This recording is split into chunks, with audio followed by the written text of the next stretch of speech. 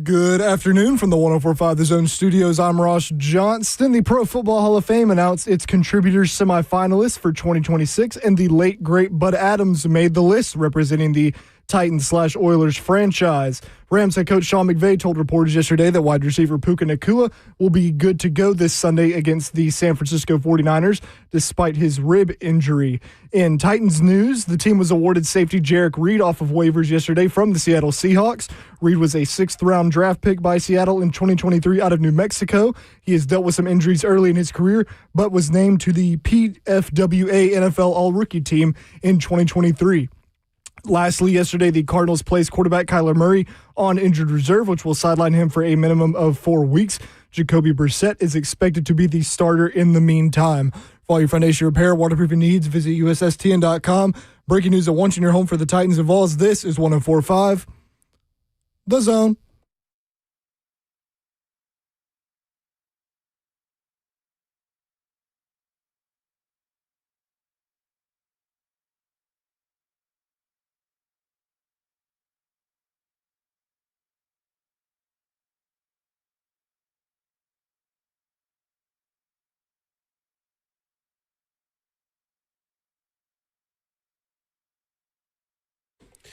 Cover 2 with Blaine Bishop and Zach Lyons here on 104.5 The Zone, powered by All Four Seasons Garage Door and broadcasting live from the 104.5 The Zone Circus Sports Studio. Kentucky's largest sports book can now be found at Circus Sports at Kentucky Downs. And Blaine's still on vacation. Got Joseph hanging with us again today. We're going to talk a little bit of college football, some SEC football, some college football playoffs. And then later on in the second hour, we're going to be doing an early edition of Lions Den Best Bets. We're still above 50%, even though it was not the best week. Still above 50%. That's all that matters.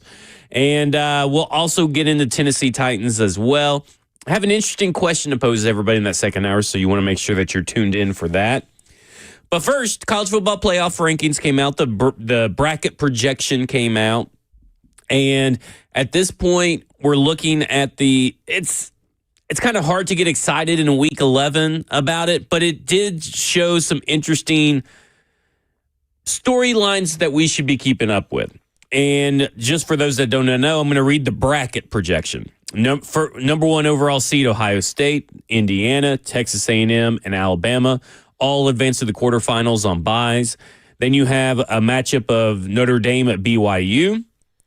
That's a 10-7 matchup, an 11-6 matchup of Virginia at Ole Miss, then 9-8 Oregon at Texas Tech, and then 12-5 Memphis over Georgia. And I think I just want to start with this. I'm so sick of Notre Dame. They get in just based on name alone, and I'm just so sick of it. Yeah, their independent status definitely favors them when it comes to this playoff bracket because they're not subject to conference standings like a Virginia jumping over a Texas and Oklahoma because they are in the SEC, and Virginia gets an automatic bye being the number one team in the ACC, which is very weird to say, is that Virginia is the top team in the ACC right now. To me, I'm looking at this Notre Dame being placed here. They're 1-2 in ranked play against ranked opponents, with their win coming over at USC, a 10-point win. And I know there were close losses against Miami and Texas A&M, 41-40 versus Texas A&M, and 27-24 to Miami. But they're still losses. And on their next way to go, they go Navy, at Pitt, Syracuse, then at Stanford.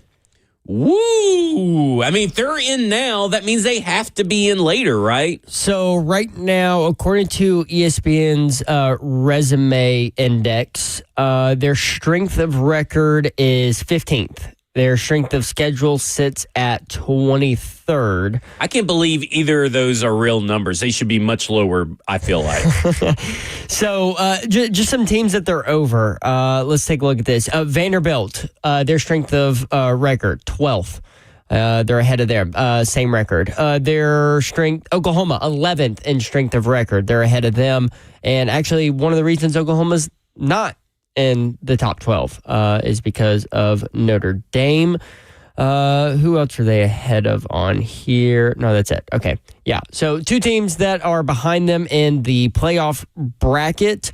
have a better strength of record than Notre Dame right now with the same record. With Vanderbilt and Tennessee both losing their games over the weekend, are we still eyeing the last game as a potential play win and end game scenario, or is it too far gone, you think? For Vanderbilt, yes. I think they're going to need a little help. I think they need Texas and Oklahoma each to drop a game, which looks good this week in Oklahoma playing a pretty stout Bama team. I can't remember who Texas is playing this weekend. Texas plays Georgia this weekend in Georgia. So, again. Yeah, LSU at Alabama. You have Auburn at Vandy, which Auburn is not, offense not great, defense pretty good.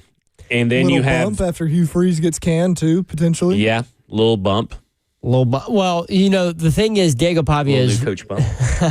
Diego Pavia is 3-0 against Hugh Freeze in his career. Yeah. That's true. And he's not going against Hugh Freeze this time. So I'm not going to say Auburn's going to beat Vanderbilt, but they don't have the Hugh Freeze anchor dragging them down anymore. That is true. I think the biggest news, and hit my music, Ross. Yeah, you should have been ready. You failed. You failed.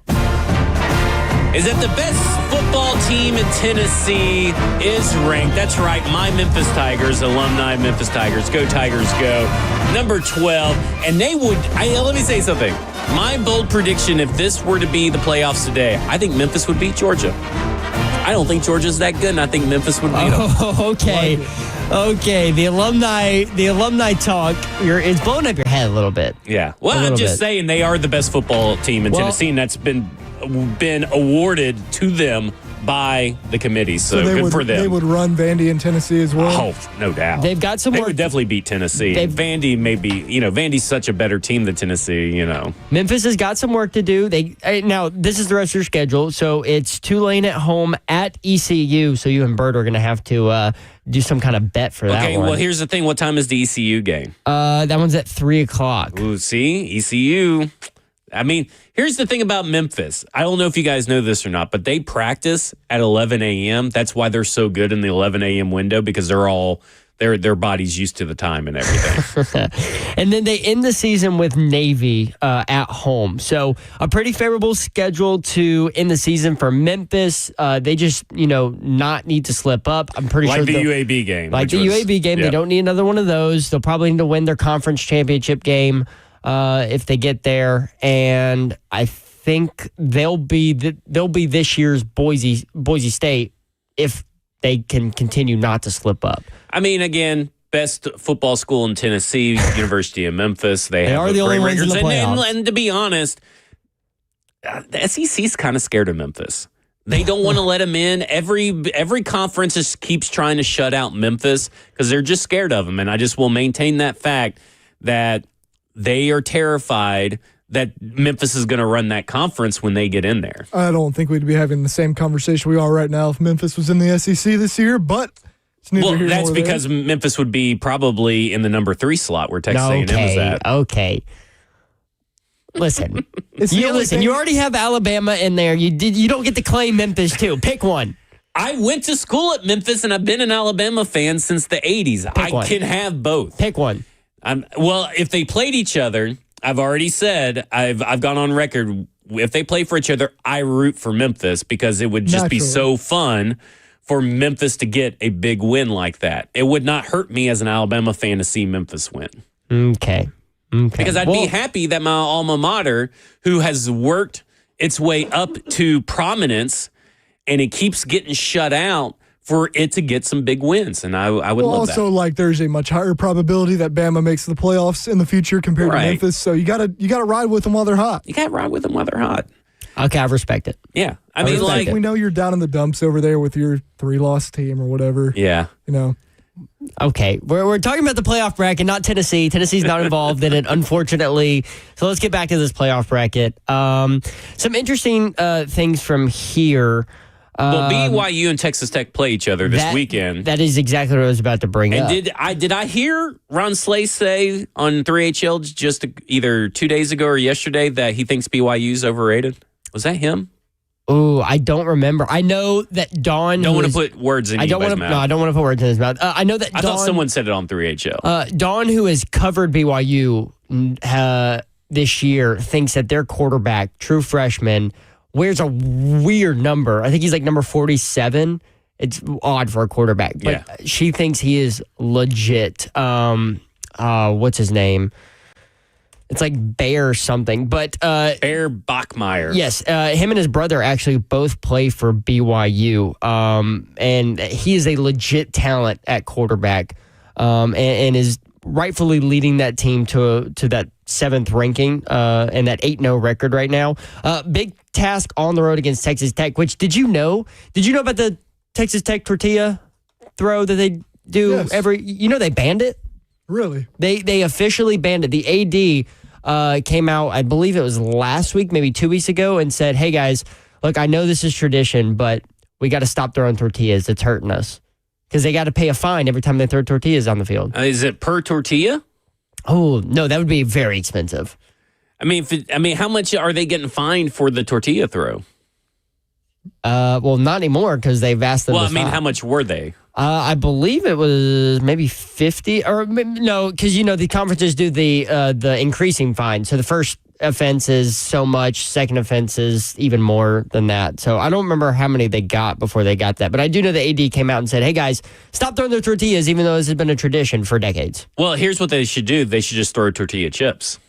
Well, I was going to say it's better tortillas than, golf balls and beer cans like some schools. Well, no, we throw mustard bottles, not beer cans. Get Water it right. Water bottles and all that kind of stuff. No, mustard bottles. Get it right. And here's what they should do, though. They should get multicolored, the tricolored tortilla chips, crumble them up in the bag, and then throw them up in the stands like confetti. Like confetti. Oh, that would be awesome. Solve the problem, and then it can't get fined as long as it doesn't go on the field. True. So they that's a really good point. For those that are the cleanup crew, feel sorry for you guys. No. See, they're tortillas. They'll disintegrate. The birds will get them. Yeah. They're natural. They're naturally go away. I will say the non-robot birds will get them. I will say, going back to Notre Dame, it does everyone knows Notre Dame's going to make it. It's just how it goes every year. But they do play Pittsburgh, who is number 24 in the rankings, so that definitely is a game on their schedule that can help out their resume. I think they've got that going in their favor. And let's not forget, the two losses they have, they played those games very tight. Those are two really good teams. Maybe if they played Miami right now, they'd beat Miami, honestly. But losing to A&M by a few at home, no shame in that, honestly, with the way A&M's been playing. But no shame, but, that's still two losses. But isn't that if you have two losses, you're going to get in. But there's other more deserving teams with two losses, don't you think? But do you think those teams will finish with two losses? Because I think so. I think Texas will. So okay, so this is the same argument you have with Tennessee, because in their games against non-ranked opponents, those are the ones they win fairly easily. Yeah, it's the games against the ranked opponents is the one they've dropped. Well, when you look at Notre Dame's schedule, that's exactly the case outside of that 34-24 win over USC, number 20 USC that they had a couple weeks ago. So, again, their strength of record, not a bright spot on their resume now, but because they carry the Notre Dame name and the branding, I think that, and as much as the College Football Playoff Committee wants to say that it's not about that, that gets influenced more than they want to know, or more than they want to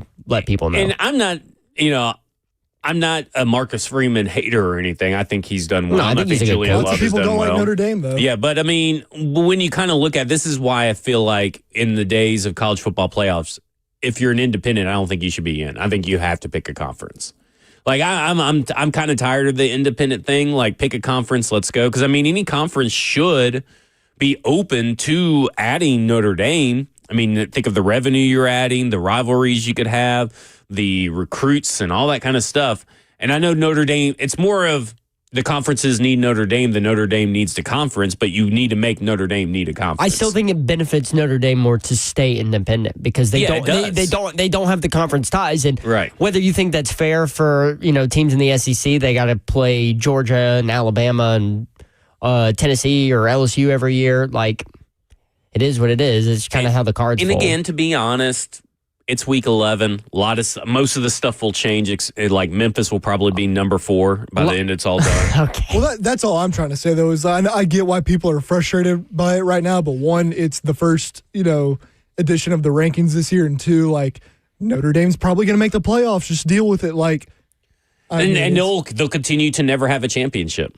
They might. They played in one last year, though. Yeah, but Didn't they win didn't it, get though. one. They got embarrassed. Got to win it. I really sound like a Notre Dame fan. Yeah, I you do. promise I'm You not. sound like a huge Notre Dame trying fan. to be rational. Conveniently forgetting all the times y'all get butt whipped when you're in the actual championship game. Why are you saying y'all? I'm not a Yeah, Notre well, Dame you're a fan. Notre Dame fan now, just like he's Canadian. Just like I'm Canadian. Okay. All right, coming up next, we're going to go around the SEC with Chris Phillips of SEC Unfiltered. This is Cover 2 with Blaine Bishop and Zach Lyons right here on 104.5 The Zone.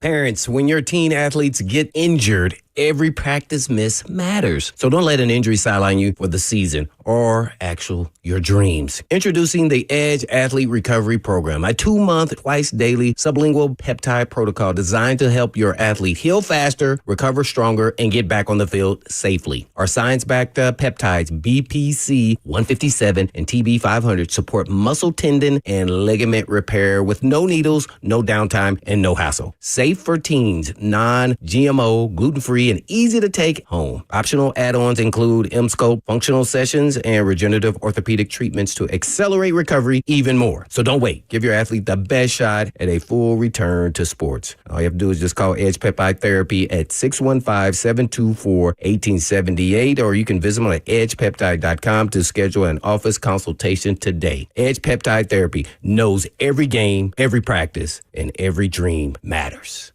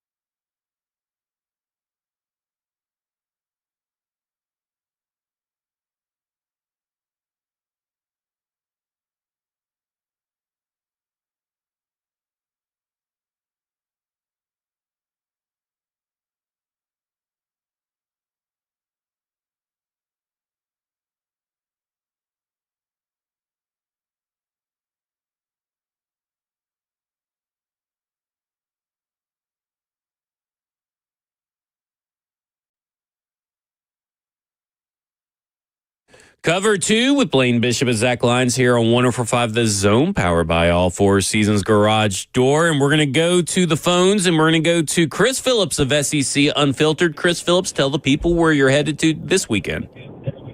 Zach, what's going on, man? Appreciate you having me on. Yeah, we are en route currently to Tuscaloosa, Alabama, LSU. One of my favorite stops every single season. T-Town is incredible. We're going to see a lot of familiar faces and have ourselves one heck of a time, man. So it should be a fun game. Saturday night in Bryant-Denny. Doesn't get much better than that. All right, let's talk about the college football playoffs bracket. And specifically, I know they're not an SEC team, but what are your thoughts on Notre Dame still getting in and getting a spot over Texas or Oklahoma? Yeah, I mean, it's not surprising, right? We've seen this before. We saw it last year. Brands went out. It matters, right? So I try to not overreact, especially to the very first college football playoff rankings. There's so much that's going to shake out, but it's just inevitable, right? If Notre Dame goes 10-2 or better, they're getting in the college football playoffs. I wasn't surprised to see them at number 10. I mean, I don't think the resume is bad, but you know, I wish they were in a conference, admittedly. But no, I wasn't surprised at all. And again, Texas and Oklahoma, I think that's something both those teams, it's going to work itself out, right? Whether Texas or OU finishes 10-2, they're getting in the college football playoff. I think a third loss obviously would knock either out. I don't think a 9-3 SEC team's getting in, albeit Oklahoma would be the one with the best shot. I just think their resume, I think you could still argue they deserve it, but I just don't think it's going to happen. We're going to have too many 10-2 SEC teams. But yeah, I mean, the brand plays a factor. Let's not kid ourselves and think any differently. So seeing Notre Dame in the top 10 didn't shock me. Do you see any upsets on this weekend's of SEC game slate? Because I'm kind of looking at Florida -3.5 going to Kentucky, and they have a lot of injuries and a lot of players declared out. I mean, am I kind of crazy to maybe sprinkle some money on Kentucky? You know, I don't think it's crazy with the hook. I took the Gators, and admittedly, Zach, my picks are pretty boring this week. I went pretty much straight favorites, which means that it's probably going to be utter chaos, right? It seems like these weekends where we've got a clear-cut favorite, or we got a bunch of clear-cut favorites, and nobody's picking the big upsets, that's typically when the most of them happen, right? When we think it's a quote-unquote lighter slate. So I think you're on to something. Night game at Kroger Field, as funny as it sounds, that is a place that a lot of weird things happen, right? We've seen Kentucky take Texas to overtime, almost beat Georgia last year. Florida now without Dallas Wilson, right? So I do think Florida gets it done, but, you know, can Mark Stoops put together back-to-back SEC wins? It wouldn't shock me at this point. Can Missouri upset Texas A&M? I think that one's a bit of a stretch without Bo Prabula, but I think Missouri very underrated on the defensive side of the football, and we're all still kind of waiting for that Texas A&M, for them to have that game, right, where they come out flat or just don't come out sharp. Maybe it's this weekend in Como. I mean, could LSU do the unthinkable at Bryant-Denny without Brian Kelly? I think they have a better shot to do it. We know this is still a roster that we all predicted to go to the college football playoff. You know, coming out of the bye week, the fired coach bump, maybe some of the unknown plays into their advantage, although I would say I think Alabama is going to be prepared. Kalen DeBoer off a bye week, I think, would beat Nick Saban at this point. Like, that's how good he's been coming off of those byes. And then the big one, the sexy upset pick, Mississippi State, Georgia. There seem to be a lot of folks out there that think Mississippi State can give Georgia a run for their money. The Bulldogs or the Athens Riding and playing with some fire. I don't see it happening. But like you said, with that being said, it's typically these weeks where, you know, the slate feels a little lighter, where we get the most chaos. And when you think about it, we, Zach, really haven't had that week like we had last year where Vandy beat Bama, Arkansas beat Tennessee. It was pure and utter chaos. Maybe that weekend is upon us here. There you go.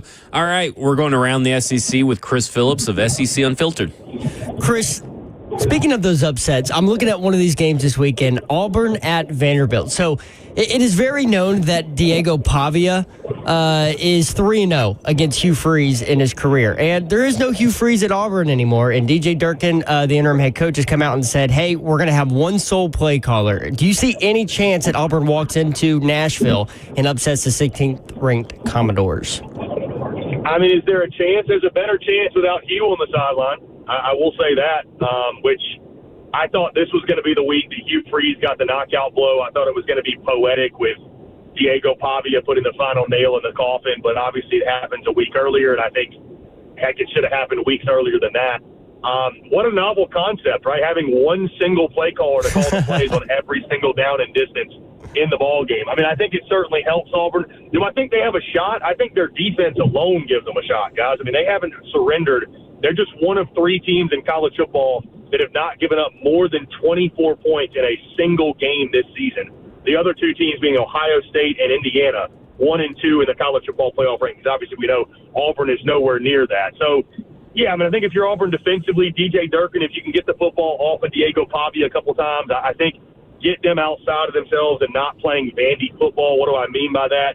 Alabama did a great job of exposing that. Texas did a pretty decent job, but Bama especially, they took away the run game. They won the time of possession. They forced Vandy into some turnovers. Those are things they just don't do and win football games. So I think if you can do that, if you're Auburn defensively, there's certainly a path to victory. But, guys, I don't care if it's Ashton Daniels or Jackson Arnold. I just don't know how that offense is going to muster up enough to go into Nashville, go into First Bank, and get the win. I don't care who's calling the plays. I mean, I'm not saying there's not talent, obviously, on the outside, but I still just don't believe in the trigger guys they've got back there behind center. So I like the Commodores this weekend. I like the Commodores to cover. I think Diego Pavia and company, and again, it's so much more than Diego, obviously. Diego Pavia and that defense, I think, shuts down Auburn. I think Vandy gets the win. But Auburn's got a better chance than they did with Hugh Freeze on the sidelines, that's for sure. Speaking of those Commodores, after that loss to Texas last week, which ended up being a lot closer than it looked like it was going to be after that first quarter, how much did that playoff door close for Vanderbilt, and what are some things that you think have to happen in front of them for it to stay open? Well, I mean, it's certainly narrowed, but I mean, what Vandy has to do to get in the playoff is simple. They have to win, and they have to win out. If Vandy goes 10-2, guys, they're in. I mean, the door is still open for the doors, if you will. It's as simple as go 3-0 the final 3. You got Auburn, you got Kentucky, and you're at Tennessee. And, guys, I get chills thinking about the idea of Vandy walking into Neyland Stadium at 9-2 with a shot at the college football playoff on the line. I can only imagine what that atmosphere will be like. But I think it's that simple, right? I mean, you would have loved to have obviously gotten the win at Texas, keep yourself ahead of the sticks, give yourself that gimme game. Because, like I said, I just don't believe a 9-3 SEC team, no matter how deserving we may think they are, I don't think they're getting in. The league has so many good teams to top. I think we're going to have 4 or 5 teams with 2 losses. You're not getting in with 3 losses. I don't care who you are. So it's as simple as win, right? It's as simple as win out. Diego Pavia needs to play well. The guys around him, Eli Stowers, Junior Sherrill, A.J. Newberry, Cedric Alexander, they all need to do their part. They win on both lines of scrimmage. Keep playing Vandy football. Keep that identity up front. Play well defensively. I mean, it's as simple as that, and go win games. That's what it comes down to. So, again, we very well may be setting ourselves up. Vandy at Tennessee, shot at the college football playoff on the line for maybe we weren't expecting the side it's going to be on, obviously, with Vandy. Tennessee will be looking to play spoiler because obviously I think their hopes and dreams of the playoff are dead with that third loss they picked up over the weekend. Chris, speaking of Tennessee, I don't know how much you've seen of this very loud minority of Vols fans, very angry with Josh Heupel, some even possibly calling for his job. I know that we've had some former players, Jonathan Crompton, referencing him and comparing him to James Franklin as can't win the big one. What are your thoughts on Josh Heupel and his status as head coach at Tennessee?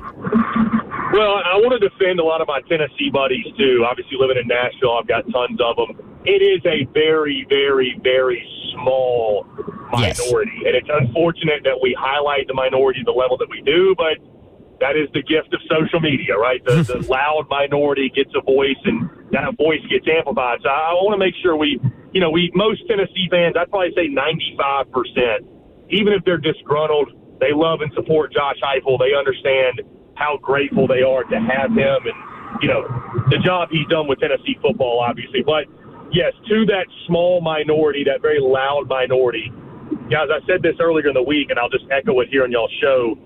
Tennessee football deserves all the bad things coming their way if they are foolish enough to run Josh Heupel out of town. Because, again, have we forgotten so quickly what Tennessee was 5 years ago? right? Like, if you keep it in perspective as to what they were, I'm not saying Josh Heupel's the forever answer. I get that. Like, at some point, Tennessee's trying to feel like 98 again. They've got to get back to winning those big games and, you know, consistently having double-digit win seasons. I totally get that. I really do. But now is not that time. Like, Josh Heupel's done such a great job there building that. Again, you take into account what he inherited and what he has done with it. They were just in the playoff last year, guys. And you think about all the pieces they've lost. They lost defensively coming in. The pieces they've lost to injury this year on defense, both their top corners. I mean, brand new quarterback, obviously, all that chaos of the offseason.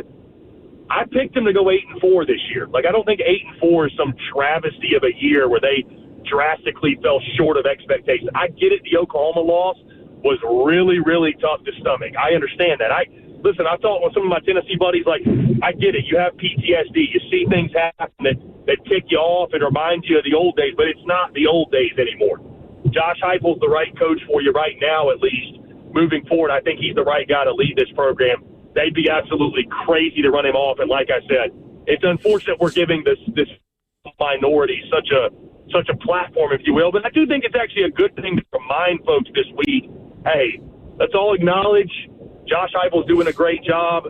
We know he's got to win the big one. We know what the expectations are in Knoxville, but also try to keep some perspective in the process. All right. You said something earlier, and I need you to explain yourself. You said something earlier. You think Kalen DeBoer could beat a Nick Saban Alabama team? Is that what I heard? Coming off a bye week. Have you seen this man coaching off a bye week? He's undefeated. Kalen DeBoer, week to week, is a good coach. Kalen DeBoer off a bye week wearing a black hoodie is Superman. He is one of the greatest coaches of all time. I mean, I was at the Georgia game, the last bye week that, you know, Alabama was coming off of, obviously going in that game into Athens. I mean, the game plan that Bama had put together, he and Ryan Grubb and Kane Womack, masterclass, absolute masterclass, right? I mean, Kalen DeBoer's, like many coaches, he's got his imperfections, he's got his shortcomings. There's times where he frustrates myself and plenty of my Bama buddies. But again, coming off the bye week, I expect the game plan Saturday to be impeccable. I mean, absolutely unbelievable. So as much as Bama can't game plan for LSU because no Brian Kelly, no Joe Sloan, what is it going to look like? I mean, good luck to LSU preparing for Alabama because, like I said, Kalen DeBoer has been cooking in the lab for 2 weeks. Who knows? Well, hey, Caden Proctor might throw the ball Saturday. I have no idea. Hey, they threw it to him coming off the bye week in Athens. Who knows what they do? I mean, genuinely, he's going to get so deep in his bag, Blake Baker's going to be spinning around in circles, I think, trying to defend it. So it should be a great game. The line in that number, or the number in that game is really interesting, sitting right at like 9.5. We'll see if it gets to double digits. Again, I got a lot of my Crimson Tide buddies who are more nervous now about this game because Brian Kelly has been fired. LSU's going to come in, nothing to lose. But I fully expect the Crimson Tide to get it done, whether they cover the number or not. This team, top to bottom, is just – they're what we thought they were going to be in the preseason. LSU a little bit in shambles right now. And this one, Bama takes this one personally. And this one's different in Tuscaloosa. So I think they'll find a way to get the win. But, yeah, Kalen DeBoer off a bye week, man. He hits different. He just hits different. All right. Does it feel like Texas A&M is the most disrespected, under-discussed, undefeated team in the entire college football world right now? It feels like of the last 10 years, nobody is talking about the job that Mike Elko does, given the respect to Texas A&M right now. And it seems like they are by far and away the best team in the SEC, and nobody cares. Yes and no. I think you are correct. You're onto something that we're not probably even talking about it enough, and they are a little bit disrespected, especially how long it's taken people to jump on. Let me add some fuel to that disrespect fire, though. If I'm trying to poke holes in A&M's resume, and I'm going to follow this up, by the way, being very complimentary because I do think highly of them. Guys, Texas A&M has 5 wins in conference play. 4 of those teams have fired their coach, and the 5th win was against Mississippi State. So there's that. On the other hand, I agree with you. I think Texas A&M is the most complete team in the league from what I've seen, top to bottom. I think they have the fewest deficiencies, highest floor, however you want to phrase it. I mean, listen, the disrespect has come from the fact that the last 20 years they've averaged going 8-4. So some of it's earned, right? Some of that disrespect, like, forgive me for sitting back and kind of waiting before I dipped my toe in. Forgive me for waiting before I completely jump in the pool, right? Like, I want to make sure the water's warm first. So this is a big one this weekend. I know Mizzou's not a world beater or anything. I mean, they're a top 20 team, but to most people look at them as kind of a middle-of-the-pack SEC team. But this is a big one, right? Every week it seems like it's another week for Texas A&M to prove themselves. Like, hey, no, this is for real. We are legit. We are who we have presented to the masses, and I think they will do it. But, you know, the games only get bigger the more and more you win.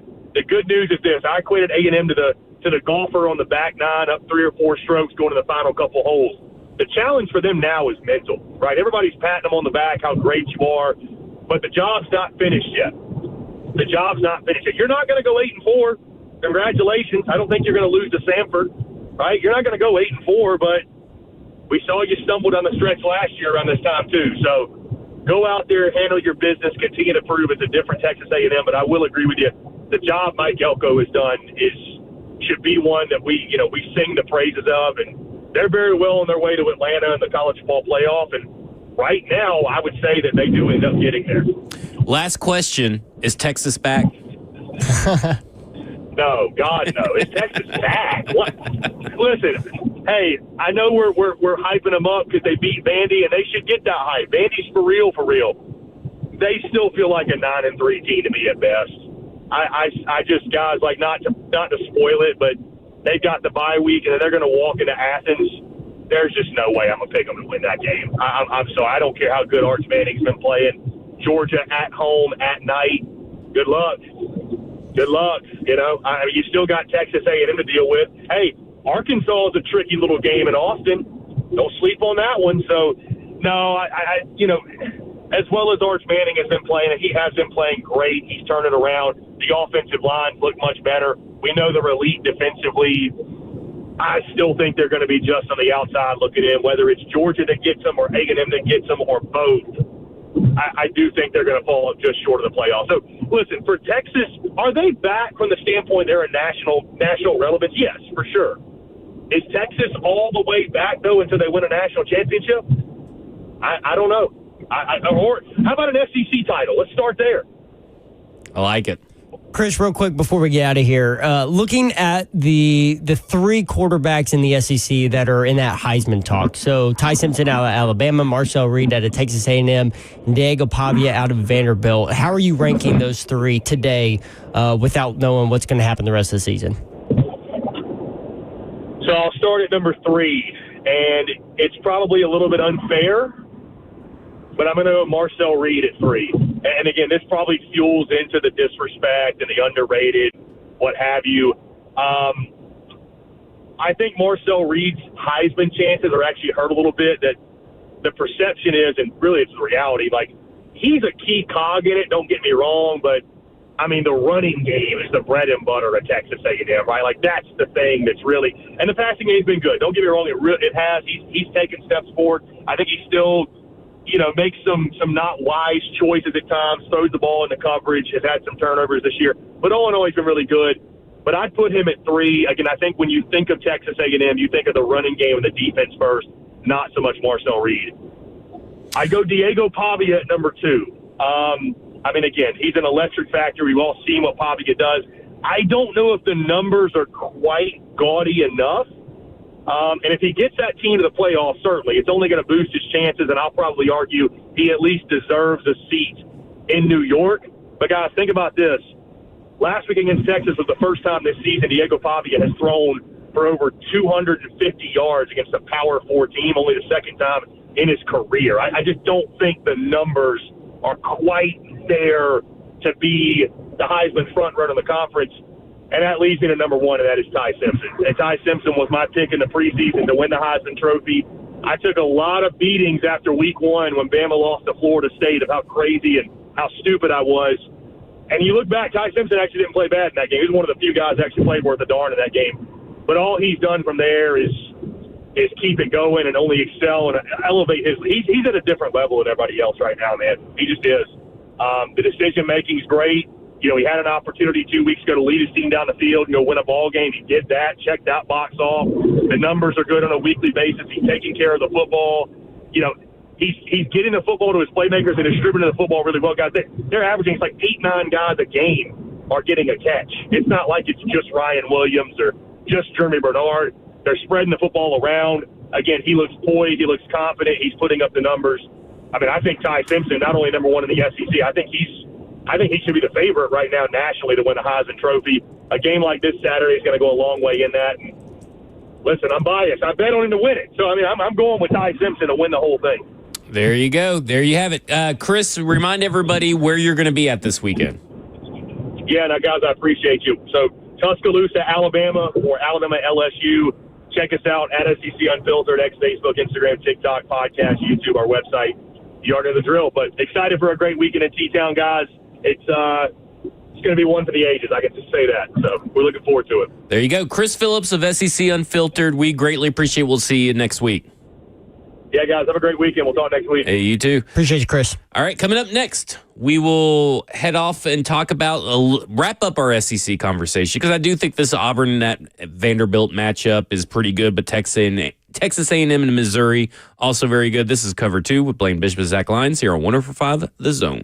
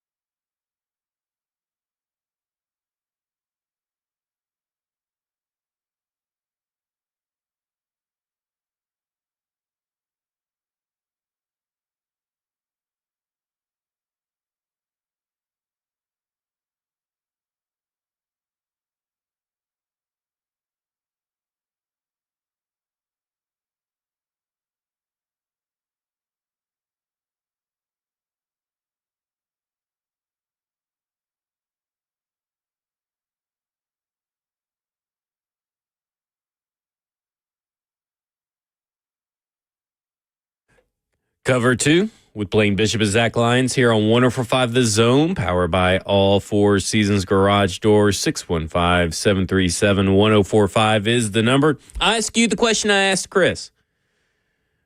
Is there an upset on this schedule? You got UGA going to Mississippi State. Citadel's going to Ole Miss. We know that's not going to matter. But Texas A&M at Missouri, and I think he raised up some valid points about the level of competition of SEC play that Texas A&M has played so far. Auburn at Vanderbilt, LSU at Alabama, and Florida at Kentucky. I kind of liked what he said about Mississippi State Georgia at Mississippi State. Mississippi State plays much better at home. They're coming off their first SEC win in how long? Like 2 years, it feels like. And Georgia last week played close against a very talented Florida team, but sort of a lost Florida team. Had a chance to lose that game if that one pass in the fourth quarter is ruled complete, not incomplete. Who knows how that turns out after that. But the game I'm still stuck on is the one I asked Chris about. It's Auburn at Vanderbilt. Something about Hugh Freeze no longer being there, and the fact that I feel like they're going to unlock something in that Auburn offense, because we know that defense is legit. You heard Chris say it. One of three teams, along with Indiana and Oregon, I believe, Indiana, Ohio State, not Oregon. Indiana, Ohio State, to not give up more than 24 points in a single game. And you also heard him say that Diego Pavia doesn't really light up the stat sheet. So we know Vanderbilt doesn't score a whole ton, especially in these SEC games. So I believe that Auburn's defense is going to keep them in this game, just like they did when they played Georgia.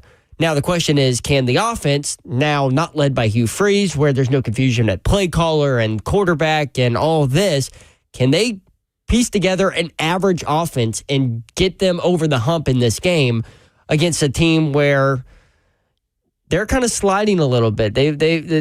They obviously struggled early against Texas. Now they bounced back and made that score a lot closer than it could have been. But I'm very interested to see if Auburn can use that interim head coach bump and their very, very talented defense to overcome a very stingy Diego Pavia and Clark Lee-led team.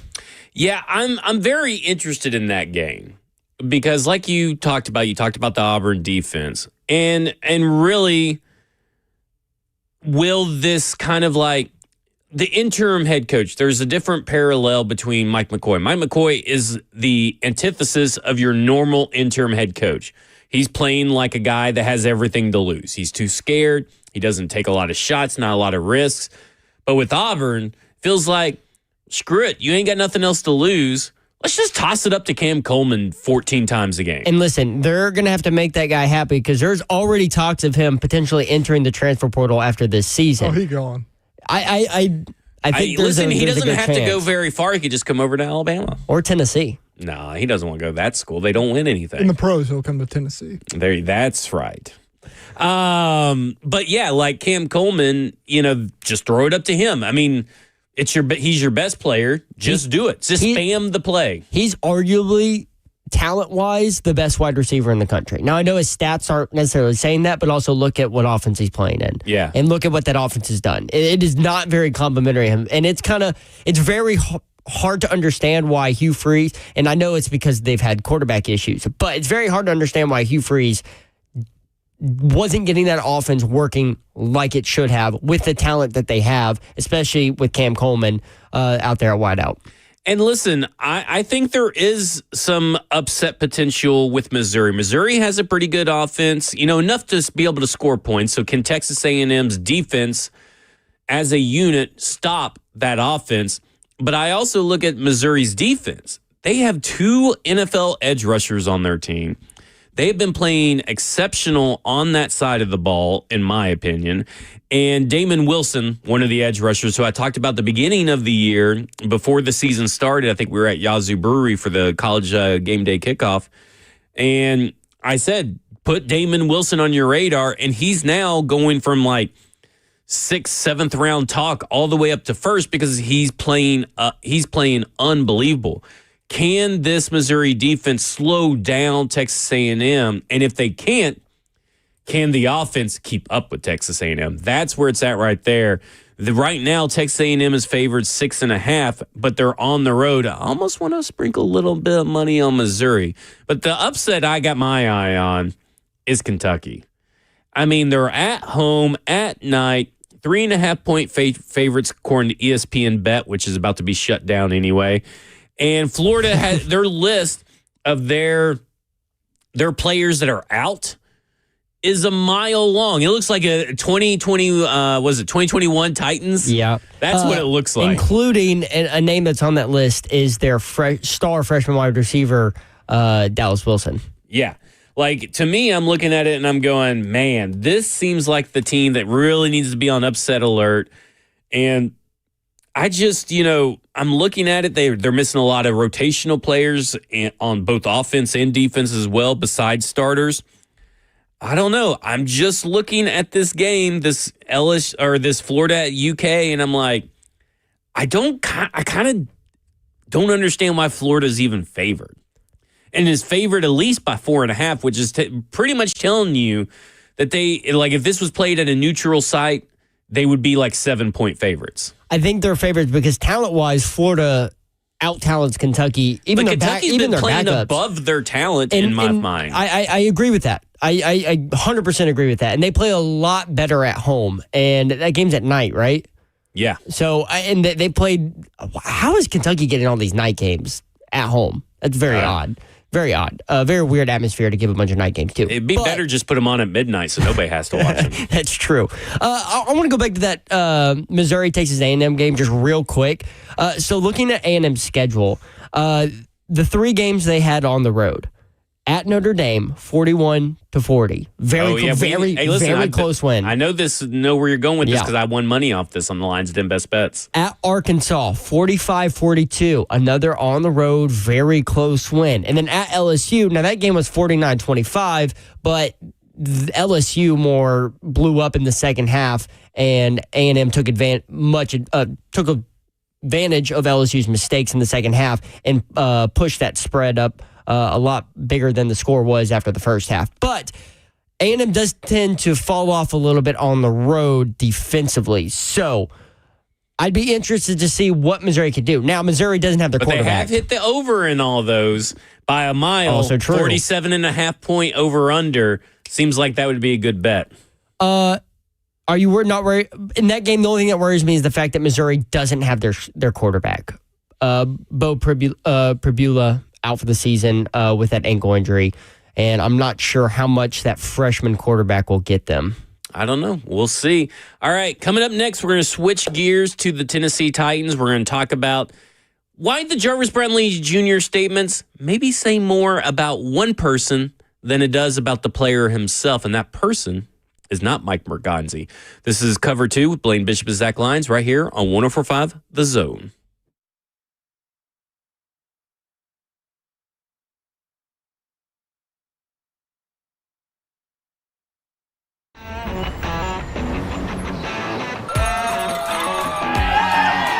Smashville hockey.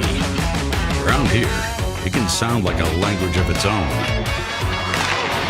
But hey, if you can pronounce Demumbrian, then names like Yossi, Shea, Marchessault will roll right off the tongue. Nashville Predators, only in Smashville. One of the largest sports books east of the Mississippi, Circa Sports Kentucky, is now open. Catch all your favorite games on an 80-foot screen with stadium-style seating and live VSiN broadcast daily. Circa Sports, now open at the Mint Gaming Hall, Kentucky Downs. My dad and I used to golf together all the time, but when he hurt his back, it was over. To have your son want to spend time with you is amazing. That's why my chronic back pain has been so heartbreaking. Surgery, fused bones, long recovery. No way, not for me. A friend recommended stem cells, so I gave Kellum Stem Cell Institute a call. I'm glad you're out on the course. Yeah, it's really good. Call the Kellum Stem Cell Institute today. Swing still looks just okay, though. Hey dads, want an epic night with your kids? Head to Nissan Stadium for the Nashville All-Pro Dad Experience. On November 7th from 6 to 8:30 p.m., you'll make memories with your family as you run on the field and enjoy bonding activities. Expect fun, laughs, and fatherhood tips from Tennessee Titans long snapper Morgan Cox to help you be a better dad. All for less than a trip through the drive-thru.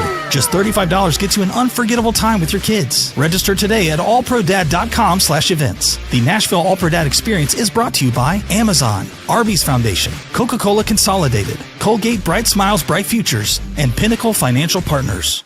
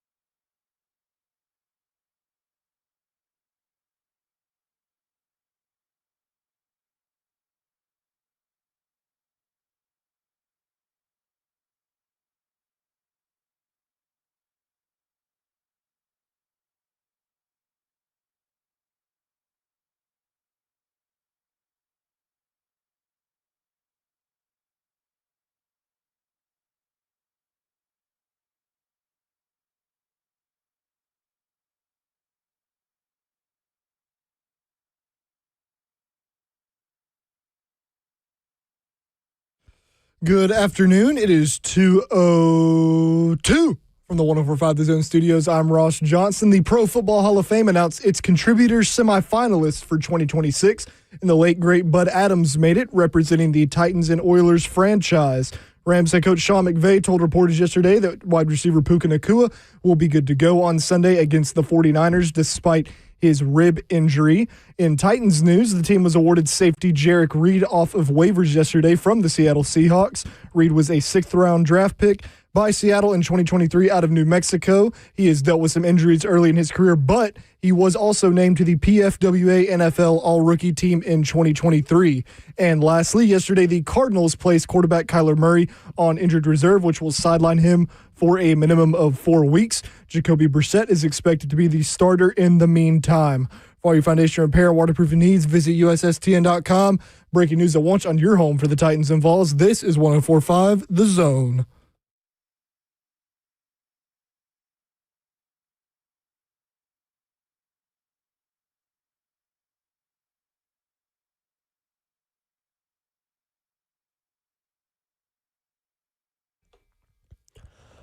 Welcome into Cover 2, sponsored by All Four Seasons Garage Doors. That's way too early. No, you gotta not wait too till early. you gotta wait to this. No. This part. No, that's too much. That's No. too much intro. No, that is all, too much intro with 3HL letting that is crazy. Cult of Personality play for like 5 minutes. I want to hear it. Learn how, if you're going to do this while I'm gone, you got to learn how to do it. It's when the drum starts. We do Okay. gotta fix that, Joseph. Well, I am not Zach Lyons. I am Joseph Bonanno. Zach Lyons is over there. We're swapping roles for this hour as I fill in for Blaine Bishop, enjoying his much-needed vacation on the bye week. And congratulations, Zach. I have named you the general manager / president of football operations for the Tennessee Titans. Gracias. And right now, your job is to hire the Titans' next head coach. So in this segment, who is your leading candidate for the Titans in 2026? Well, my leading candidate would be Robert Saleh. Even though the data would suggest that he's probably not going to succeed, I'm willing to take a chance on a talent like Robert Saleh. I think that he checks off everything that you're looking for. He has the prior experience. He knows how to handle or at least he has a high tolerance for chaotic ownership, if you will. I think he knows how to build a great defense. I think he could bring in a great staff. He would probably be my top choice. But from the way that the Tennessee Titans talked about the coaching process yesterday, how Mike Bergonzi worded it, and he said a lot of things that I heard a certain head coach say on the New Heights podcast over the summer. The episode was over the summer. I just heard it last week.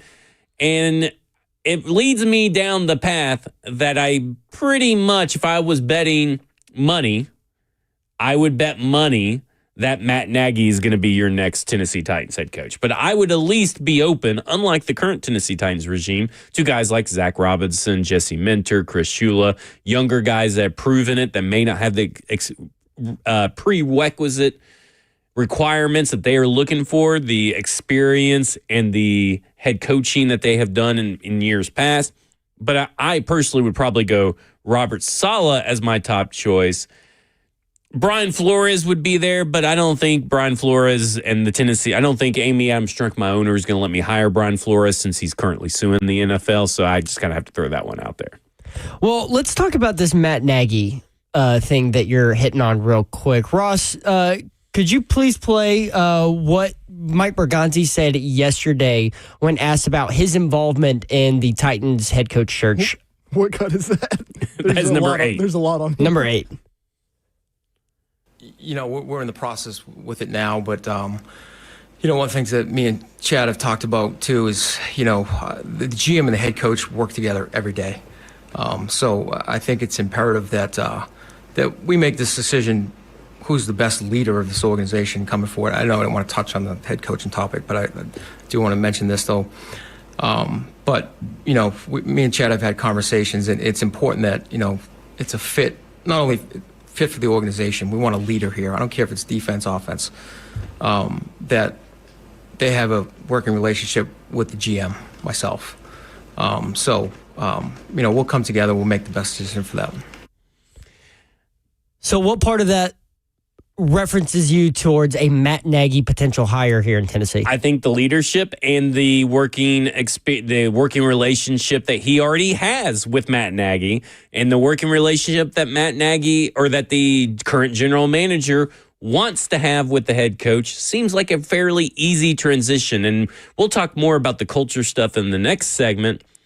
But there was stuff that he said about, he mentioned Travis Kelce and Patrick Mahomes. Ever since he's been here, he's been pulling a lot of Chiefs stuff. Now, obviously, that's because it's his only NFL experience. But I've heard Matt Nagy say the same exact thing about Travis Kelce and Pat Mahomes, their practice habits, how good it was to have veteran leaders like that. There's just too much to pull from to connect the dots that it's not going to be Matt Nagy. Now, I'm still allowing for the idea that Mike McCarthy and Chad Brinker's relationship, but I've also heard, through the grapevine and through Diana Rossini, through all these other people, that Mike Bergonzi has pretty much already had Matt Nagy on his short list for head coaches if he went to a job with an opening. It's just too hard to too much data to ignore, too much information out there to ignore. Now, whether you like Matt Nagy or not, totally different story. But he was above 500 head coach at the Chicago Bears. I think in his second, he has some stuff that he regrets and he would do differently. But you're also talking about a guy that took I think it was a 5-win team, Chicago Bears, the prior year and took them 12-4. I don't know. I mean, like he went 12-4, 8-8 a couple of years. Like, this is a guy that I think that kind of like Mike McCarthy. It's not the same sustained success as Mike McCarthy, but if we're going to excuse Mike McCarthy's losing seasons because he didn't have a quarterback and he was in some weird situations in Dallas with their general manager, it's hard to ignore that with Matt Nagy too. Hard to ignore that. If you're going to use that excuse for Robert Saleh, hard to ignor that with Matt Nagy. I don't know. Why? Mike McCarthy has a lot more success than I did say that in my soliloquy there. I did say that. But I mean, I'm just saying, like, they've all had, tough losing seasons. Saleh's and Nagy, whether their fault or not, was in a short period of time. McCarthy's was, 3 seasons in a decade and a half of time? 2 seasons and 5 years with Dallas. I mean, but it's sandwiched between 3, 12, and 5 years. I'm just saying, if we're going to use the excuse of bad quarterback play for losing seasons for Mike McCarthy and losing seasons for Robert Saleh, if we're going to use the Jets ownership problems and the Jets general manager problems for Robert Saleh, and we're going to blame Stephen Jones and Jerry Jones for some of the stuff that happened in Dallas, it's only fair to use those excuses and apply them to Matt Nagy. That's all I'm saying. Yeah, that's fair. Going back to what we just heard from Mike Bergonzi, does it give you a little bit more confidence in their ability to find the right coach, knowing how much he seems like he's going to be involved in the search? Yes, that's who I want. Like, when I don't know when we said it. We said it before everybody else, but we said it on this show. Me, Blaine, and Ross. I said the only person I want to do the hiring, and this was before they fired Brian Callahan, is Mike Bergonzi. He's the guy that you want to do it. And that's mainly because of what he says. And he says it right at the beginning of that, is like, I've had discussions with Chad Brinker, and I have said and expressed that it is so important for the working relationship between the GM and the head coach. There's no tighter relationship in that building on that side of the ball than those two guys. And for me, him saying that, him already saying that he talked to Chad about it and they're going to let him kind of run with it, not make the final decision himself, but let him run with the process. To me, that's the best thing this organization could do. In fact, I know that, you can't tell a billionaire no or yes and stop them from doing anything. But again, it would be the best thing for Chad Brinker, Burke Nihill, Kenneth Adams, and Amy Adams-Strunk to just let the actual football guy do the football things. And that is hiring the next head coach. Yeah, I'm in 100% agreement with you. I think if the head coach and the general manager are going to be working as closely as Mike Bergonzi makes it seem, he should have the biggest say or influence in who gets brought in and who interviews and how they feel about those interviews. Now, there's going to be some disagreements because I doubt the first round of interviews there's going to be everybody jumping on one guy. Some of the people in that building are going to lean towards one guy. Mike Bergonzi might lean towards another, and they're going to have to talk things out. But I'm really hoping that they trust Mike Bergonzi, bringing him in here to listen to him and understand that where he's coming from, the Kansas City Chiefs, an organization where he has seen the lows of lows and the highs of highs, that he knows exactly what they need in the next head coach to build the roster that, again, yesterday, he said that he's building. He's the one in charge of putting together. I would look at it this way when it comes to the coaching search. He has the loudest voice, but he may not have the voice that matters. You get what I'm saying? That's what power struggles. Well, I don't know if it's power struggles, but technically the owner has the final say. Well, yes. And I don't know is she going to be there for every meeting? in every interview, or is she just only going to be there for the second interviews, the final rounds? That may be the third round, but the final round of interviews, is she only going to be there for that, or is she only going to be there for the first? I don't know, but technically, it sounds like Brinker has the loudest voice now. Or sorry, Borgonzi has the loudest voice, but Brinker still has veto power. Amy Adams-Strunk has veto power over both of them. That's the thing that you run into with these situations, and it's no different than power situations set up at other places.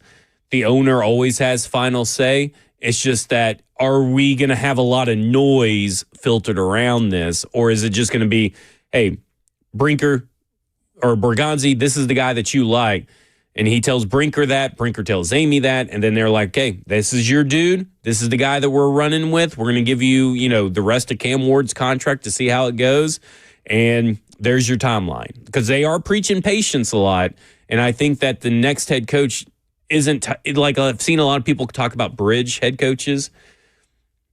What they're hiring is not a bridge head coach. No, it's someone to coach Cam Ward and lead this team into the future. Because Cam Ward is hopefully, with what you drafted him at, the future of this franchise. Right. The quarterback that will take you to the promised land. Not that they're going to win a Super Bowl, but that is the goal. That is the ultimate goal for any team in the NFL. And it's to build sustained success. That's been the big term that kind of gets overlooked through this whole discussion, is that they're trying to build sustained success through draft, development, and retain. We talked about it yesterday. 43 of the 63 players that have been rostered by the Kansas City Chiefs this year were drafted. They were homegrown talent. They were either drafted or signed with the Kansas City Chiefs first as undrafted free agents throughout their career at some point. They are homegrown talent, and that's what you're building for. And again, if you're trying to build it that way for sustained success, and you're trying to get a guy and trying to duplicate, we talked about them trying to duplicate the Packers. We talked about them trying to duplicate the Commanders last year, but they're kind of also following the Chiefs model as well. And I think that, again, that kind of points to Matt Nagy knows what Borgonzi wants. I'm going to say, I'm so used to saying Brinker at this point, it's going to be hard for me to break that habit.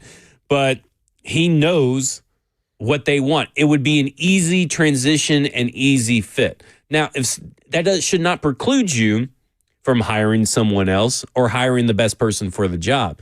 Just because you have the prior relationship should not just be the only reason you hire someone.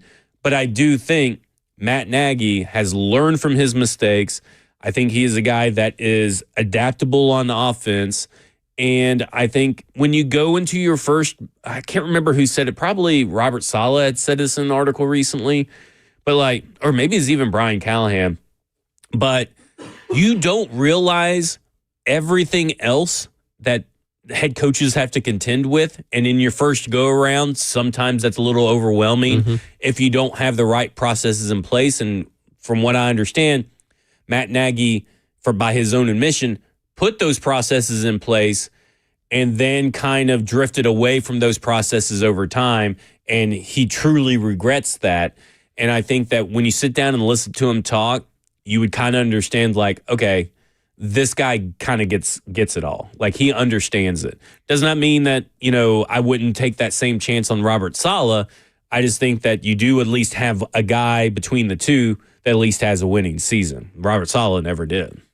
Yeah, one thing that I really hope the Titans get to a point of is, you look at these teams like the Chiefs and the Eagles, some of these teams that have won the Super Bowl over the last couple of years, and there's no noise out of the power struggles that Ross mentioned a little bit. There's no noise there. You kind of know who the clear voice is, who's making the decisions, and who the leader is. Like with the Chiefs, it's Andy Reid is pretty much that guy, and in Philly, Howie Roseman seems to be that guy.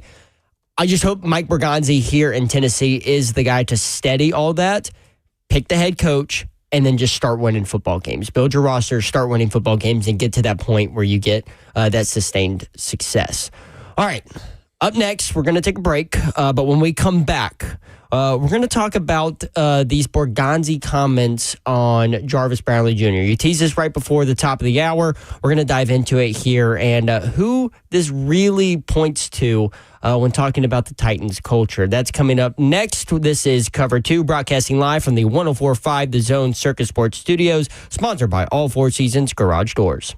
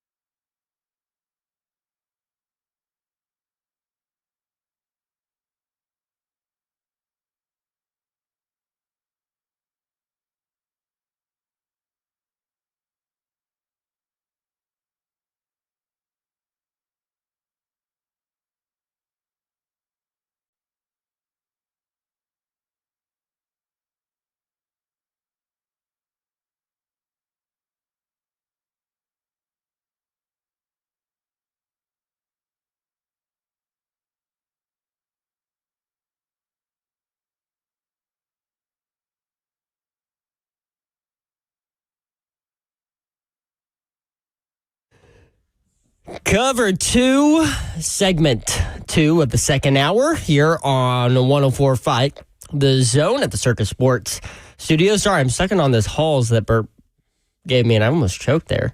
Oh, that could have been bad. I would not have been able to get over it. And I'm afraid if I did the Heimlich, I would just break you in half. Do you not know how to do the Heimlich? Oh, I know how to do it. I just don't know if I could get over there. Nah, I'd be fine. You got a couple seconds. I would just punch you in the chest. I'm CPR trained. So. Oh, there you go. How fast could you run from that room into here? I think I could get moving. I mean, he was. But would he want to after you calling for all these audio clips? I got to get used to that. Just like Zach, you probably have to get used to being number 2 right now. Yep. Well, speaking of the audio clips, we want to revisit something that that we talked a little bit about yesterday. It stuck out with some people, especially Jarvis Brownlee Jr., who tweeted a couple times about this specific quote. But this is Mike Berganzi yesterday in his press conference talking about the possible reasons on why they traded Jarvis Brownlee Jr. for what they did. Well, I think I touched on just the accountability piece, attention to detail,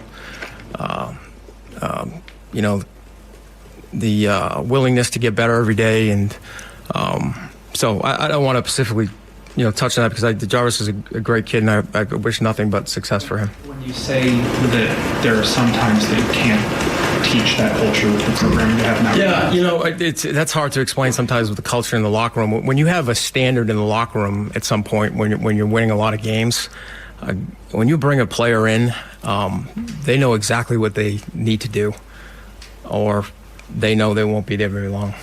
There's a standard there, so we're trying to create a standard. And sometimes that's hard to articulate to people and the fans, but when you're in a locker room, you feel it, and when you're around a winning team, you feel it. I certainly felt it in Kansas City. Every person that we brought in there, they knew right away. If Pat and Kelsey were out there practicing every day hard, I better be out there practicing every day hard. So we need to create that standard here, and we do have some pieces here. All right, initial reactions off of that was Jarvis Brownlee Jr. wasn't a culture fit here in Tennessee. And I know there was some stuff that came out after he got traded that maybe alluded to that, whether that was, true or not. Mike Berganzi kind of leaned into it a little bit more there.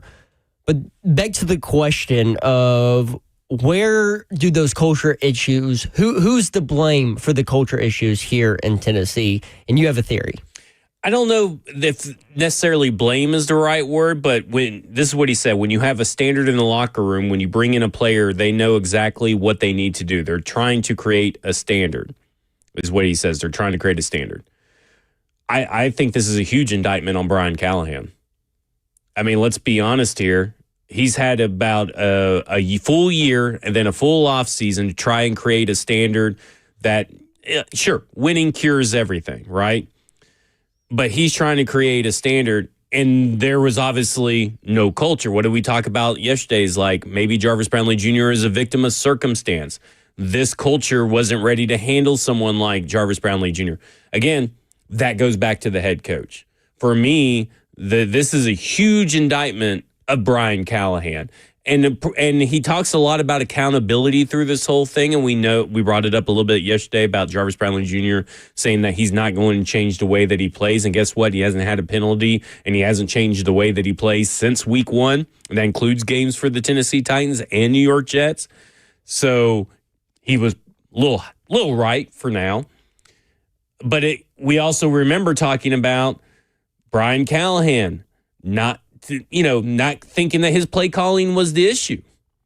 Where is the lack of accountability? Everything had a reason. He just didn't have a lack of accountability. And I will say this. I am fine with Mike Berganzi holding a player accountable, and I'm glad that he's holding the head coach and the same staff accountable. And for me, I look at this and I think this idea of the culture in the locker room, he even said that he didn't really have one last year.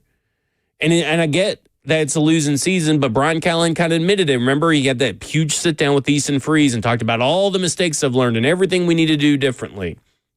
And it was the same old Titans, same old feel there. And obviously, if this culture couldn't handle Jarvis Brownlee Jr., who barely did anything according to the staff and the players, then that should be a much bigger indictment on Brian Callahan than it is on Jarvis Brownlee Jr. So that goes to the question of what kind of culture, what do they need to lean into to pull a team that's been in the gutter as long as the Titans have? What kind of culture does Mike Bergonzi need to lean into when he's finding players for this roster and finding a head coach for this team? Well, I think he's kind of telling you, right? I mean, he's telling you that he wants players that are accountable. He wants players that love football. And again, I'm not saying that Jarvis Brownlee Jr. is not any of these things. You guys already know that I am not for the Jarvis Brownlee Jr. trade. And I think he's wanting to establish a little bit of energy and competitiveness at practice. Like, he glowing reviews about Jeffrey Simmons and his practice habits. He talks about Patrick Mahomes and Travis Kelce and talks about their practice habits. Again, Matt Nagy did the same thing on New Heights. Just want to throw that out there. But talked about those habits and how much those leaders and veterans and cornerstone pieces can help the younger players. And when you add players, they know exactly what to do. Get in line or you're getting shipped out. And the problem is it's hard to tell people to get in line when you have no identity, when you have no culture. And this Tennessee Titans team has yet to have that. Now, it's going to be on to the next head coach and the general manager to, for lack of a better word, collaborate on...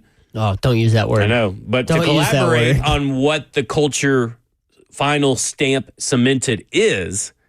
But I think we know right now, based on this class, I think if you looked at prospects with 0 red flags and great leaders, and that's in their bio, team captains, guys who performed in big games, that's the guys you're going to get. The guys that come in at 5 a.m. without being asked to, those are the guys you're going to get.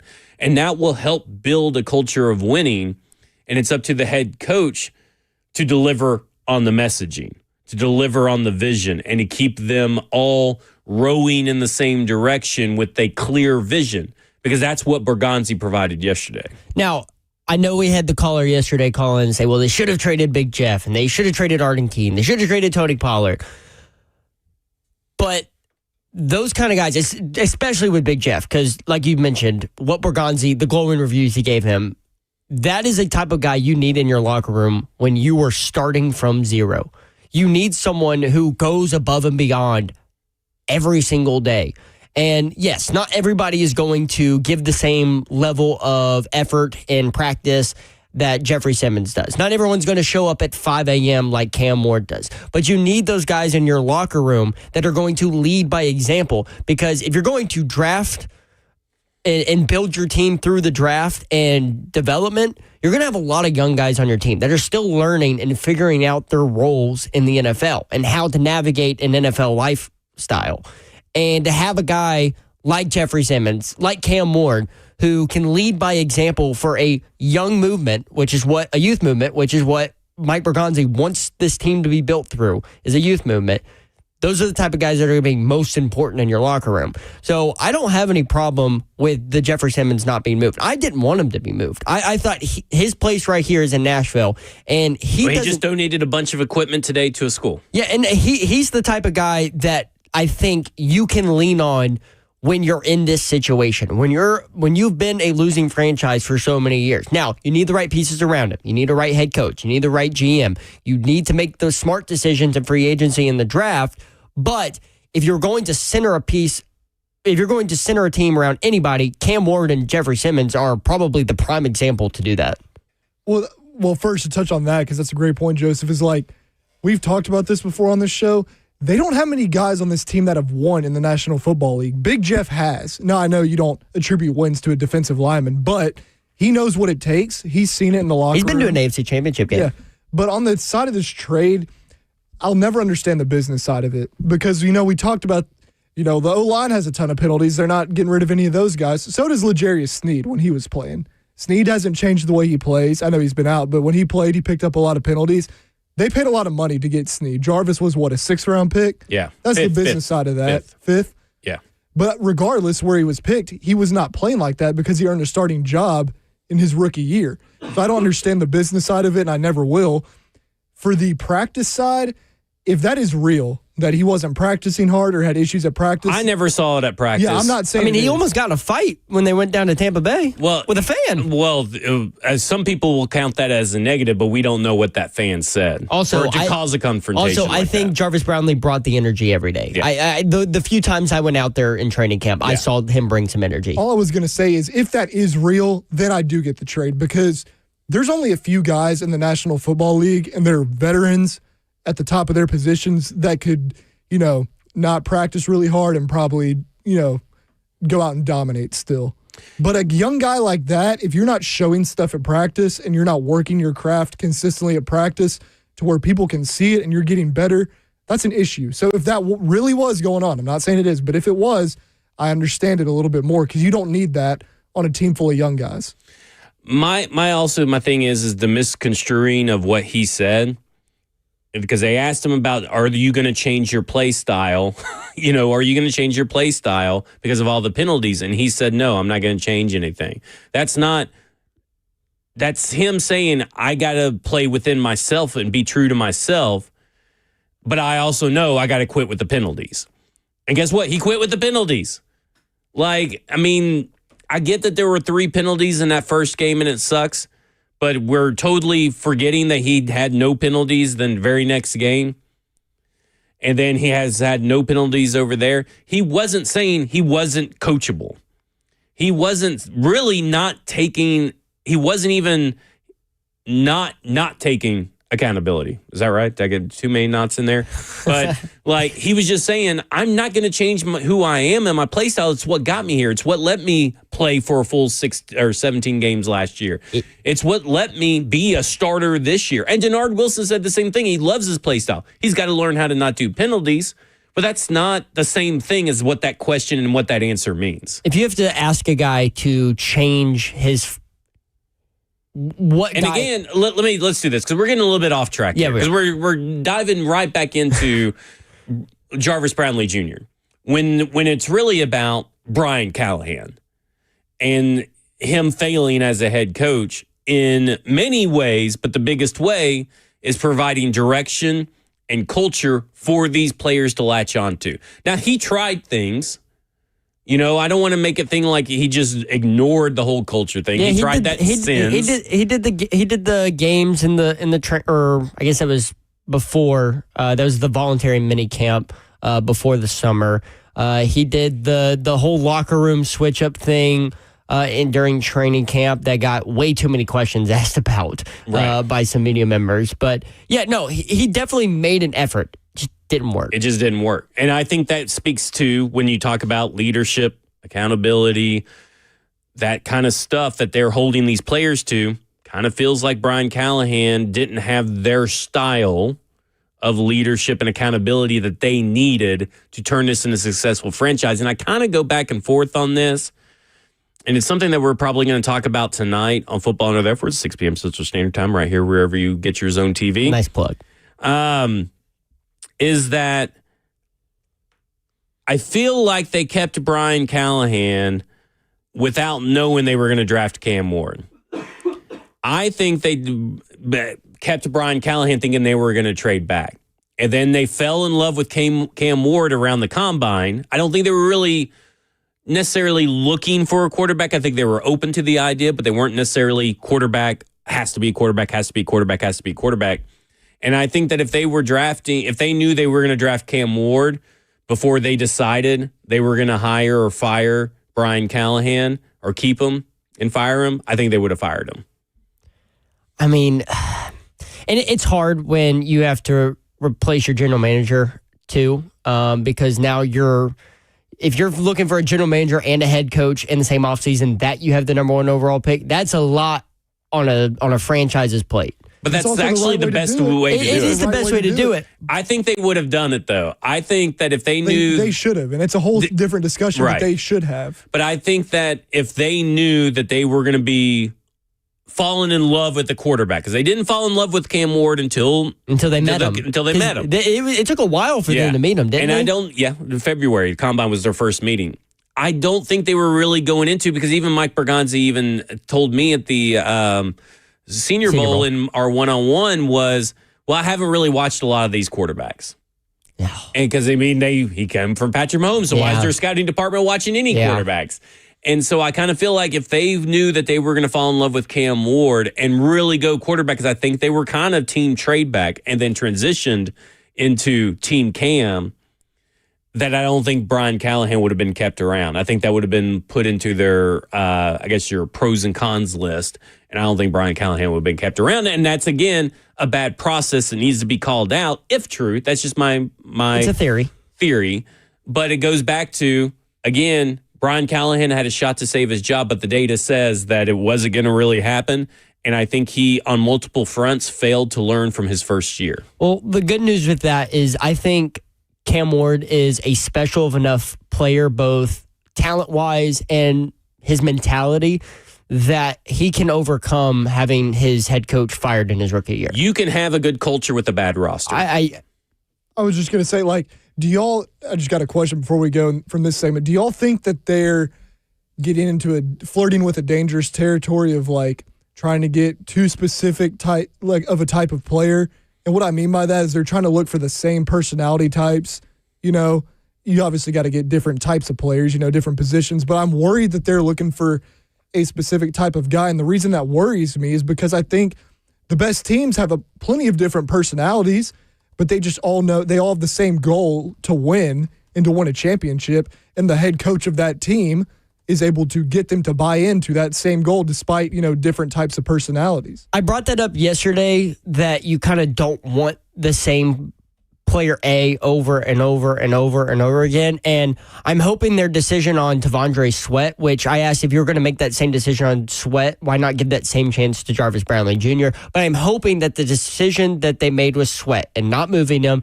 And if what Albert Breer wrote was the feeling of that front office where they hope the next coaching staff is going to reach them, I'm hoping that is a sign that they're not going to do that, Ross. That is what the hope is. I'm going to change. I disagree. And I don't necessarily think this is a bad thing.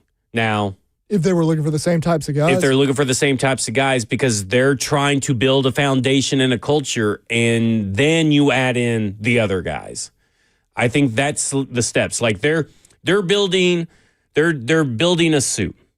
And they're putting in their celery, their carrots, their onions. I think you said soup. Soup. And then you started celery, saying carrots, and onions, their mirepoix. They're preparing that, putting that in. That's always your base. Then they're going to add something else, and then they're going to add something else, and then they're going to add the harissa or, jalapenos or something like that. That's what they're going to add next. And I think that what they're doing is building a soup base for a delicious meal. They're building the base. And I think we're going to have, and unfortunately, that means that we are going to have to eat our vegetables, okay? That's a lot of food references there. But we're going to have to eat our vegetables while they build this thing the right way. And there's many different ways to build the right way. But I think for them, this is how they have seen it done. And this is what Mike Bergonzi was a part of.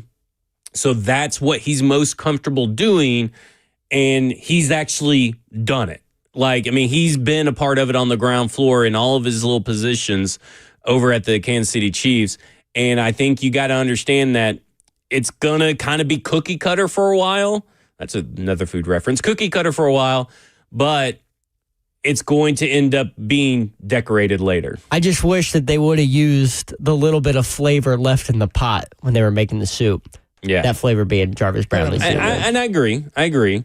But I'm just saying, I think eventually I think those other flavors are coming. Yeah. I'm just saying the best teams got different flavors. They wouldn't have taken Tyreek Hill if they didn't have a good culture already. It's a good point. Kansas City Chiefs. That would be a good example. Good point. All right. Coming up in our final segment here on a Thursday edition of Cover 2, Zach Lyons is going to the Lions Den. He's going to give you his best bets for the college football weekend. We'll see how he did last week, and we'll look and see if he can do it better this week. Yes. It definitely needs to be better. It needs to be better this week. All right, that's coming up next Gotta here. coach better, bet better. On Cover 2, sponsored by All Four Seasons Garage Doors.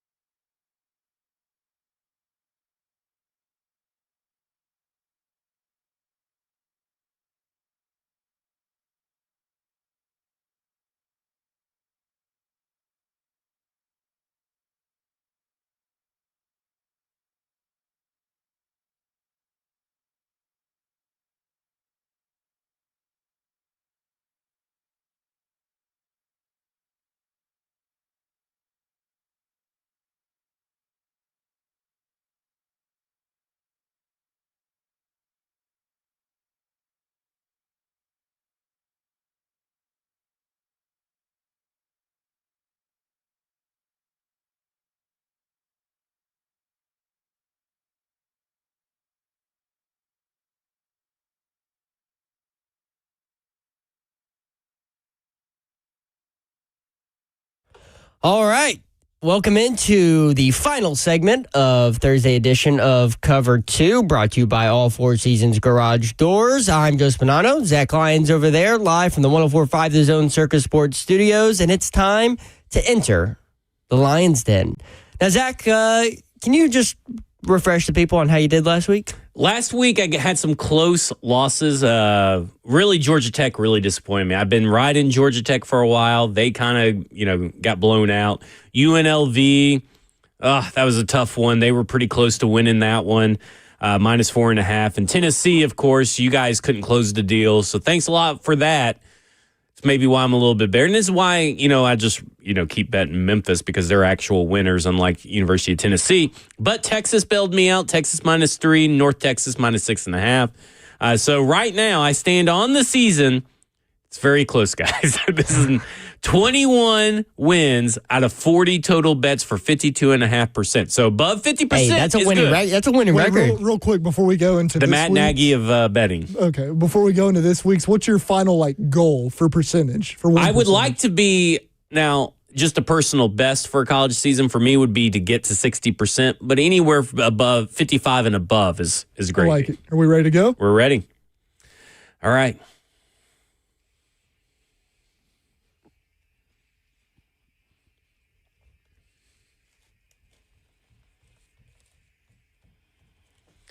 All right, let's ride. We're going to BYU at Texas Tech, and we're going to take the over of 52.5 points. I expect this to be a high-scoring game, lots of fireworks. Let's go. Let's ride. And next, this one I was very curious about. It's Oregon at Iowa, and the point spread is 6.5. So I'm going -6.5 for Oregon. I think Oregon at least wins by a touchdown. I figured more. I know Iowa's got some defense and all that kind of stuff, but some defense. I mean, it's Oregon. That's all they're known for is defense. It's Oregon. And I'm putting my money where my mouth is. I'm going with Kentucky money line.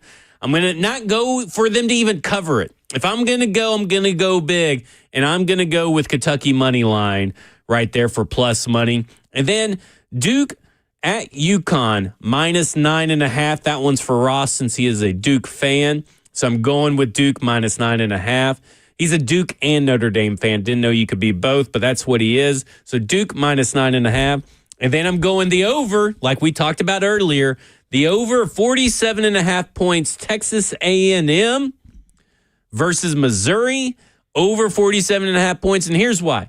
Every game that Texas A&M has played on the road, they have scored at least 41 points. 3 games on the road, at least 41 points. So that means that really all that theoretically Missouri has to do, even with the backup quarterback, is have to score 10. So we're going to over 47.5, Texas A&M on the road at Missouri. Now, Joseph, just so you know, his over-under bets have been the ones kicking him lately, I believe. So I was kind of surprised he put one in there. But I like the Texas A&M one because, follow the trends. But also, are they due to not score 40 points on the road at some point this year? I believe I am almost dead even on my over-unders. I was saying lately. I feel like they've been kicking you. Yeah, well, the last over-under I did was Texas A&M at LSU, and I won. That was a given. Well, you can't just take that away from me if you're going to say lately. That was the last one I did. Did you say that one was a given? One time they played, and it was in the freaking 140s or whatever, so. But I'm just saying, looking pretty good. It was not a great week of betting, but typically the worst weeks of betting are my best weeks. Like when I'm looking at it, I'm not feeling confident in these bets. That's usually my best week. I have not had a perfect 5, but if you wanted to try and bet this parlay over at FanDuel, it's plus 3,078. So 3,078 odds. So $10 would get you $307.80. So I don't know, maybe worth sprinkling a little bit of $10 on that. I'm not saying that you should, but maybe you should use a little profit boost if you want. Well, if you want to bet the Lions bet, there it is. The Lions Den bet, there it is. If you didn't catch it, go back and listen to the Cover 2 on wherever you get your podcast. Joseph didn't want to call it the best bets. What is the Lions Den best bets? It is Lions Den's best bets. There we go. The LDBB. The 52% bet. Hey, 52% is pretty good. 52.5. 52.5 is pretty good. Whoa. The power just went out here. The lights went out. That was weird. That was weird. Real quick, but Joseph, before we go, because I know 3HL's up next and everything, but just want to say before you take us out, you've done a great job being a co-host this week. Greatly appreciate that. I've had a lot of fun. You've had a lot of fun. Even though you screwed up a lot, that's all right. A lot? We What? were able to take care of it and stuff. We'll handle it in post. But enjoy Kevin Dyson tomorrow. Enjoy Blaine on Monday. I am out of here, y'all, so that's why we're doing the Lines Den Best Bets early. Where you headed this weekend? I'm not telling anybody because I want to be left alone. That's what Blaine does. So. What? Get out of here. You don't produce this show anymore. That was Jackson behind the glass. Well, they can see on the Zoom TV there you now. go. There you go. All right. Take us home. I'm waiting for Ross to play this outro music. It's not on me. You got to go. Go. Turn it up. Come on. Why All right. you tell me how to do our show? Like what? Thanks for listening to Cover 2. I've had a lot of fun. I'm Joseph Bonanno. That's Zach Lyons. We are live from the 104.5 The Zone Circuit Sports Studios. 3HL is up next. In the meantime. And in between time. Peace.